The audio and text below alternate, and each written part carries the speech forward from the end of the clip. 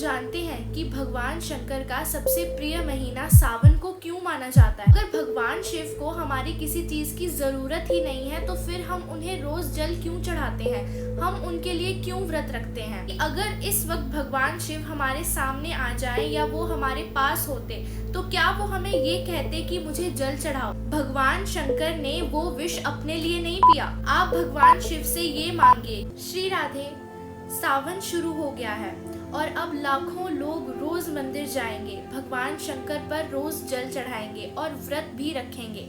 लेकिन आज मैं आप लोगों से एक सवाल पूछना चाहती हूँ कि क्या आप लोग जानते हैं कि भगवान शंकर का सबसे प्रिय महीना सावन को क्यों माना जाता है? और अगर भगवान शिव को हमारी किसी चीज की जरूरत ही नहीं है तो फिर हम उन्हें रोज जल क्यों चढ़ाते हैं?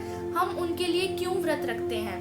क्या ये कोई परंपरा है या फिर इसके पीछे कोई गहरा अर्थ छिपा है? तो आज हम इस वीडियो में बहुत ही सरल भाषा में समझेंगे सावन के बारे में और इसकी मान्यता के बारे में, क्योंकि इस बार हम सावन को सिर्फ मनाएंगे ही नहीं बल्कि समझेंगे।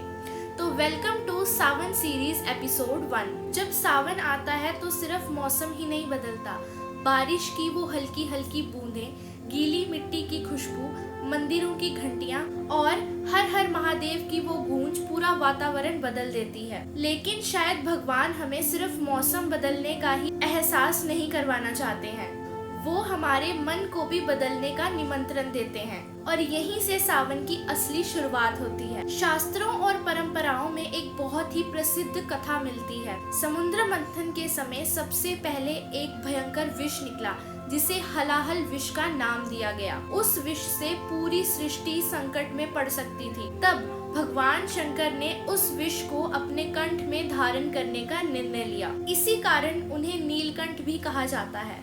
लेकिन मुझे इस कहानी की सबसे सुंदर बात पता है क्या लगती है? भगवान शंकर ने वो विष अपने लिए नहीं पिया, उन्होंने पूरी सृष्टि को बचाने के लिए अपने हिस्से में कष्ट को स्वीकार किया। और शायद यही कारण है कि सावन में लाखों लोग भगवान शिव पर जल अर्पण करके अपना प्रेम उनके प्रति व्यक्त करते हैं। एक और बहुत ही सुंदर मान्यता के अनुसार इसी महीने में माता पार्वती ने भगवान शिव को पति रूप में पाने के लिए कठोर तपस्या की थी।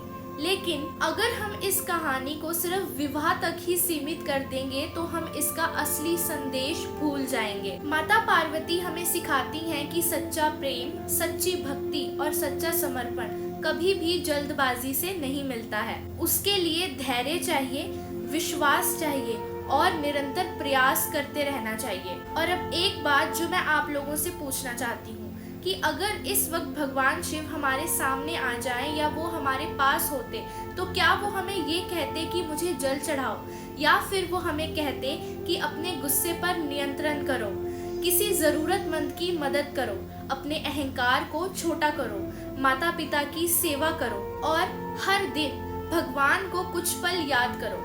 सच कहूँ, मुझे लगता है कि सावन का असली व्रत सिर्फ भोजन त्यागना नहीं है बल्कि अपने विचारों को भी शुद्ध करना है। और अगर इस पूरे महीने हम अपने अंदर एक भी अच्छी आदत या एक अच्छा सुधार लाएं तो वही भगवान शिव के लिए उनकी सबसे अच्छी पूजा होगी। तो इस बार जब आप सावन का व्रत करें या फिर महादेव पर जल चढ़ाएं तो सिर्फ अपनी मनोकामना मत मांगिए, आप भगवान शिव से ये मांगिए कि हे महादेव, आप मुझे ऐसा इंसान बनाइए कि मेरे कारण किसी का दिल ना दुखे, मेरे अंदर धैर्य को लाइए, करुणा दीजिए और मुझे सही रास्ते पर चलने की शक्ति दीजिए। और यही शायद सावन का सबसे सुंदर संदेश है। अगर आज आपको इस वीडियो से कुछ भी नया सीखने को मिला या अगर आपने अपने आप को भगवान के थोड़ा करीब पाया तो हमारी इस सावन सीरीज का हिस्सा बनने के लिए हमारे चैनल को सब्सक्राइब कर लीजिए, क्योंकि अगले एपिसोड में हम बात करने वाले हैं कि सोमवार का व्रत सही तरीके से कैसे रखा जाता है पूरी विधि के साथ। अब मैं आपसे मिलूंगी अगले एपिसोड में, तब तक के लिए श्री राधे।